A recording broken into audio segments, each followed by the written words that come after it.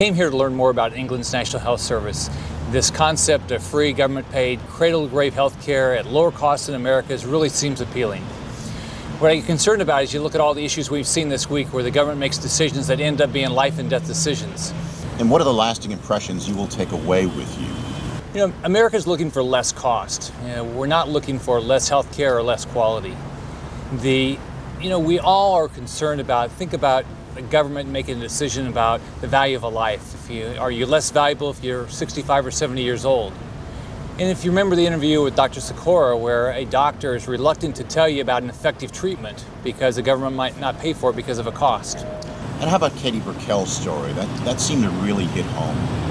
As you know, I have two daughters right around Katie's age, and I couldn't imagine one of my daughters not being allowed to get a pap smear test and then ending up fighting cervical cancer like Katie has. And that would be heartbreaking. I think it would be very difficult for people to understand also about waiting lists. There's nobody in America that's going to sit for these long waiting lists for a diagnostic test or a surgery or a hospital admission.